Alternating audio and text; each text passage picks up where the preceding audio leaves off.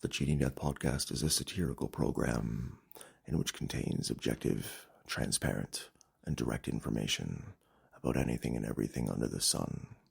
We are not political. We are not religious. We are merely analytical and perhaps a bit prodigious. You have chosen wisely, dear listener, for each and every moment that you spend on this planet shall be spent enjoying the splendors of your hard labor, and that has brought you to listening to the Cheating Death Podcast. On today's episode of the Cheating Death Podcast, we provide insight on the Skinwalker theory and or folklore mythology. Yes, dear listeners, we are diving down the rabbit hole of the Navajo dream-like creature that is prevalent within their folklore and mythology. We also provide you with a top 5 list of our favorite mall food court restaurants, an all-new Annihilation Announcement, a new joke of the episode, and of course, much, much more. And dear listeners, while you are here, we implore you to go to Instagram.com/backroomcomedyclub and take advantage of their very cost-effective tickets for any one of their shows 5 nights of the week, and give yourself an opportunity to see hilarity from another angle. We also suggest that should you be so inclined, you may support the program by purchasing merchandise, buying a cameo, or being a lovely soul and buying us a coffee via the link in the episode below. We understand, dear listener, that your time is valuable. As such, we provide each and every single ounce of strength we have into these podcast episodes and give you an opportunity to see just how corrupt, chaotic, and cataclysmic the world can be. But we also hope to provide you a semblance of hope, balance, and reprieve on your long day. Without further ado, dear listeners, you absolutely know by now all you need to do is grab an iced coffee, put your feet up, and let us tell you how you can cheat death.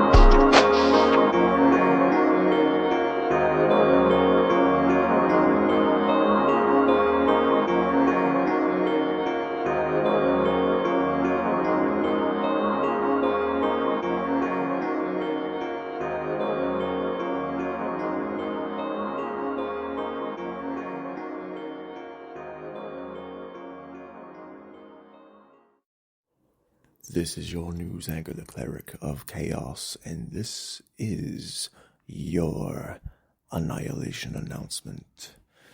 Dear listeners, we have spent so much time together identifying and exploring the different realms in which one can find themselves situated into a calamity, how one could fall from grace and ultimately see themselves in the mirror for who they really are. There are numerous reports and examples of people over the course of generations, lives, and eons to which they become completely and entirely self-aware. Now, does this necessarily mean being able to acknowledge your level of intellect or your capabilities as a human being? No, it does not necessarily only involve these specifics. For what there are in terms of the overarching ideal between humanity and ourselves, we see our souls and our bodies differently, and as we should.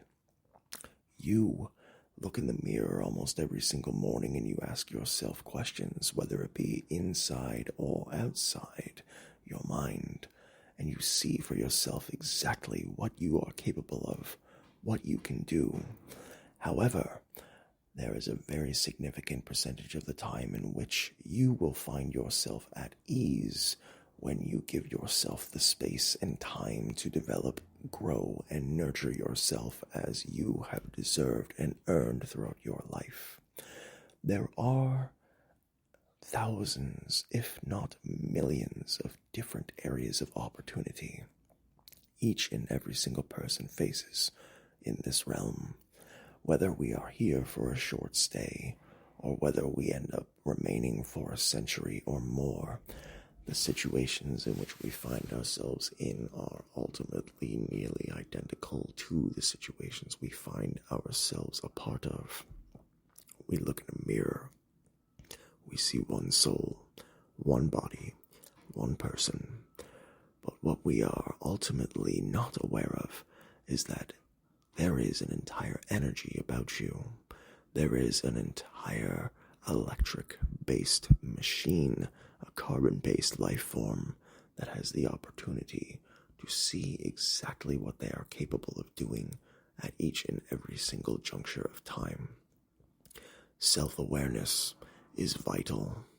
Understanding your limitations and your areas of opportunity, but also being willing to convert those areas of opportunity into points of strength, are part of what make this life absolutely astounding to dwell within. We note and we go forward that in each and every single example of us trying to be aware of a situation, oftentimes we find ourselves focusing on the wrong element for a little bit too long. Self-awareness in and of itself is indicative of not only being aware of your capabilities and your intentions, as well as your focuses, but it also involves your social life, how you engage in public settings, and admittedly, some of us will make mistakes when it comes to acclimating to certain public environments and conditions, but you must maintain your bubble. When you are walking in a busy downtown metropolis at 5 p.m. on a Friday, look around you, keep your head out of your phone, and be aware of everything and anything that is coming toward you, not for danger aspects of the situation, but for the consistency and the clearness of which you see each and every single person's move before they make it. This is not new science, nor is it a revolutionary thought. We are all capable of being self-aware. Sometimes we are a little bit too inundated by modern life to really focus and take our turn to be everything that we hope to be. This is your news anchor, the Cleric of Chaos, and this has been your Annihilation Announcement. Willkommen, meine Freunde, guten Morgen, guten Tage und eine gute Nacht. Ist deine Reisende und deine Ausländer, deine Allesfresser, deine Schauspieler, deine Künstler und deine Vernichter. Und ich wirst eist. Mein Herz brennt, wie Schwirrein, das Herz ist gebrochen und ich bin bereit. Und heute ist eine schöne Tag. Dear listeners, today we are focusing on an area of the world known specifically to the Navajo culture, and the core of this week's episode involves the entities known as the Skinwalkers.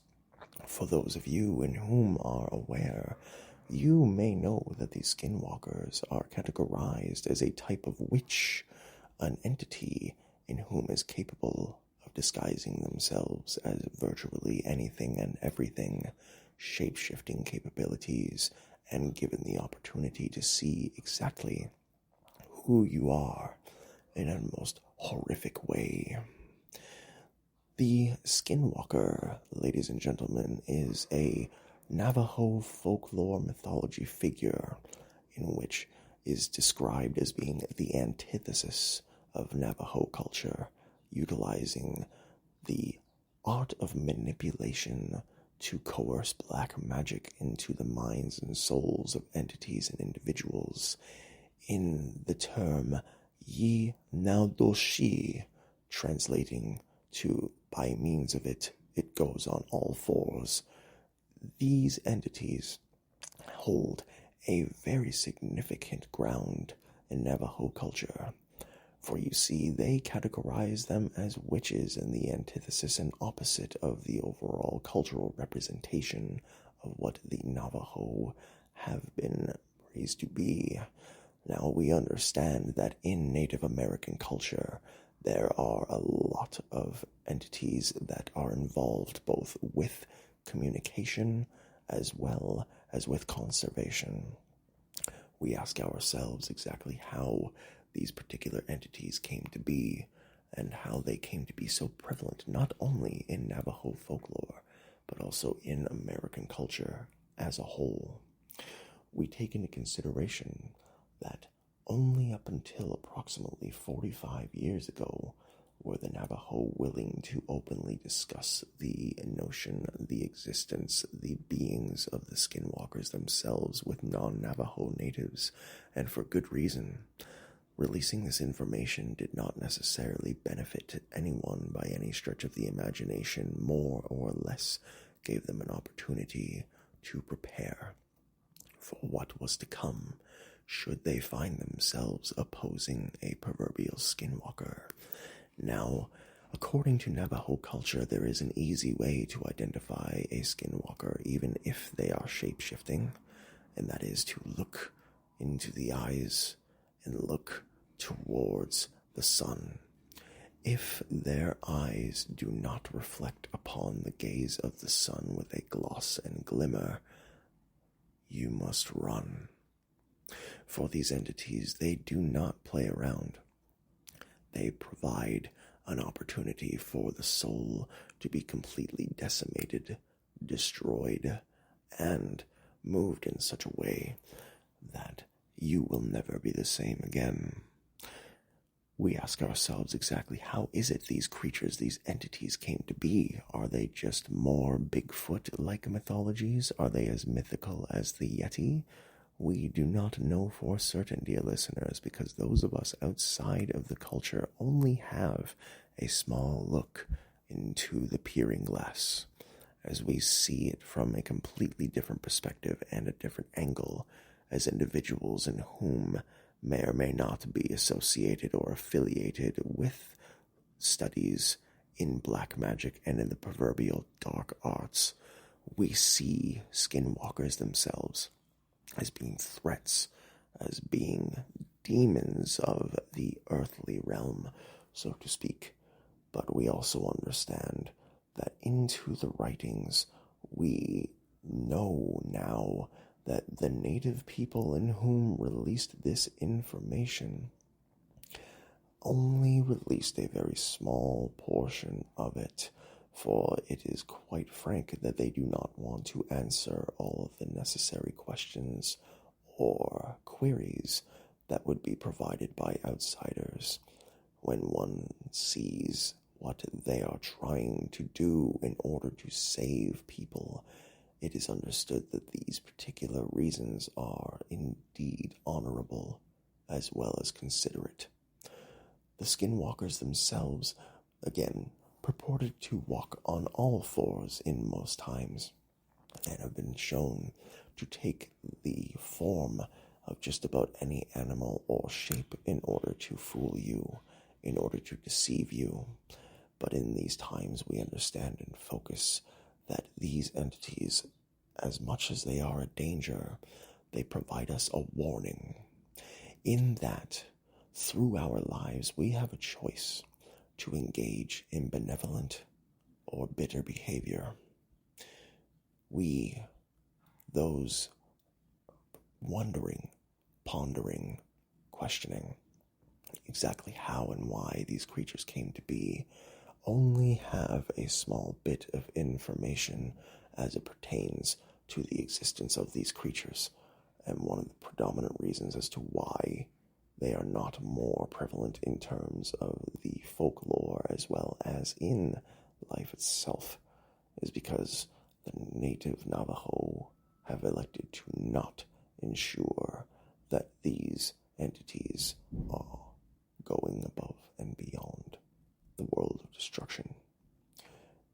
The overall arc of the Skinwalker Ranch as well has been identified as a property to which a lot of people have purported to see skinwalkers. However, there was a research program back in 2023 in which identified that these entities may or may not exist, and in 1996, James Randi was provided with an award for the purchase of the ranch. This is ultimately a reward for funding an organization that furthers the development of the studies of the supernatural. So when you take an opportunity to see just exactly what the Skinwalkers are and what their danger is, feel free to take a trip on down to Bedford, Utah. Find yourself in a place of next to no return.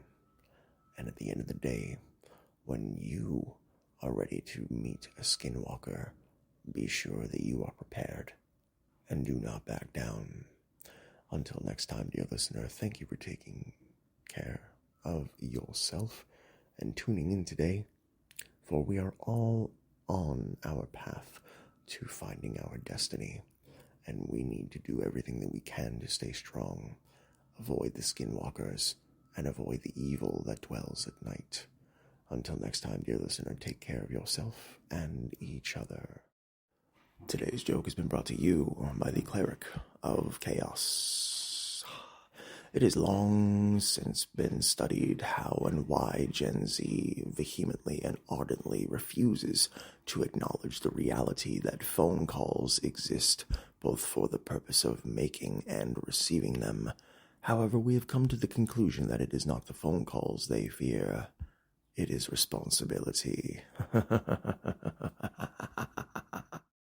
At the top of today's episode, we promised you, dear listener, a top 5 list of our favorite mall food court restaurants. Coming in at number 5, we of course have the Manchu Wok. Coming in at number 4, we have Shanghai Noodles. Coming in at number 3, we have Jollibee. Coming in at number 2, we have Bourbon Street Grill. And coming in at number 1 is a absolute tie between New York fries and everyone's favorite Colonel's popcorn. What are your top 5 mall food court restaurants? Let us know in the comments below or email us at thecheatingdeathpodcast@gmail.com. The very notion of the Skinwalker ideology and or lore, some would say, is not necessarily lost on modern-day society. These witches of the West are far considered to be more powerful and more tumultuous in regular everyday life for the Navajo than what would be categorized as evil by current modern-day white-collar standards. We look at industry, we look at opportunity, and we look at capitalism as being a vessel for an individual in whom to wish themselves forward to create their own destiny. However, when we look back through the eons and identify specific points within folklore history, specifically with the Skinwalkers, it is to be noted that if you, dear soul, cross a line with them, you may very well be in for a very tumultuous time. For the witches of the West are not necessarily entirely not existent. No. These entities, these individuals have been spotted numerous times over the course of a very long, centuries-long period of engaging in exploration that we seek upon ourselves, and we see the light for what it is. The Navajo tried to tell us exactly what the dangers were. However, there were some individuals who took that as an invitation, and you will find stories of people who are never heard from ever again.